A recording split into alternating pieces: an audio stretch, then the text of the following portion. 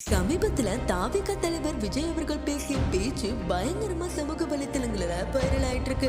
அப்படி என்னதான் பேசினாங்க, எதுக்கு இத்தனை அரசியல் தலைவர்கள் அதுக்கு கண்டனம் கொடுக்கறாங்க அப்படிங்கறது தான் இந்த வீடியோல நம்ம பார்க்க போறோம். எல்லாருக்குமான தலைவர் அம்பேத்கர் அப்படிங்கிற நூல் வெளியீட்டு விழா நேத்து வெகு சிறப்பா நடந்து முடிஞ்சது. இதுல தாவிக தலைவர் விஜய் மட்டும் இல்லாம ஆதவ் அர்ஜுனா, கே சந்துரு மற்றும் அனந்த் வெல்லுவே ஆகியோர் கலந்திருந்தாங்க. இதுல நூலை பெற்றவர் யாருன்னு பாத்தீங்கன்னா கே சந்துரு, அதாவது இவர் தான் ஓய்வு பெற்ற நீதிபதி.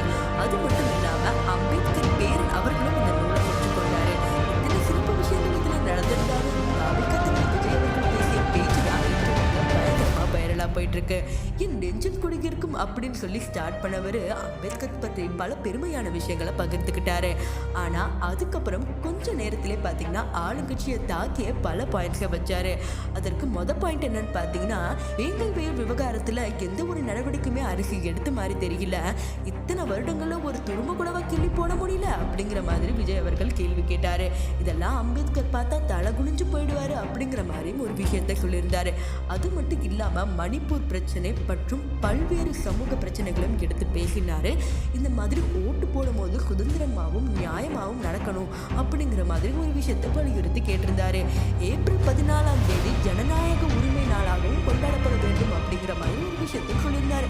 இந்த மாதிரி பல்வேறு விஷயங்களை சொன்னதுக்கு அப்புறமும் அதுக்கப்புறம் பேசிய ஆதவ் அர்ஜுனா, கருத்தியல் சிந்தனை கொண்ட ஒருவர் தான் முதலமைச்சராக ஆக வேண்டும் அப்படிங்கிற மாதிரி ஒரு விஷயத்தை பகிர்ந்துக்கிட்டாரு.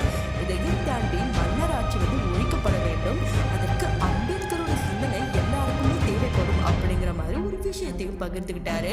ஆனா இது எப்படி போய்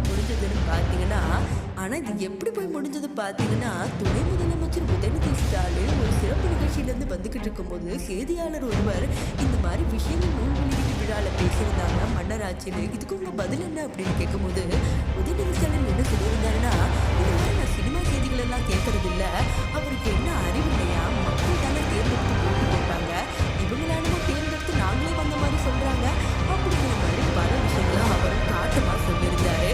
இதனை எடுத்து அன்பு மகேஷன் என்ன சொல்லியிருந்தாங்க பார்த்தீங்கன்னா, மக்கள் ஓட்டு போட்டுதான் நாங்க இந்த இடத்துல இருக்கோம், மக்களுக்கு பிடிச்சனாலதான் நாங்க இன்னைக்கு ஆட்சியில் இருக்கோம் அப்படிங்கிற மாதிரி அவரும் ஒரு விஷயத்தை சொல்லியிருந்தாரு. ஆனா இதுல முக்கியமா பார்க்கக்கூடிய இன்னொரு விஷயம் என்னன்னு பாத்தீங்கன்னா, நூல் வெளியீட்டு விழாவில் விசிக தலைவர் தொல் திருமாவளவன் கலந்துக்கிறதா இருந்துச்சு.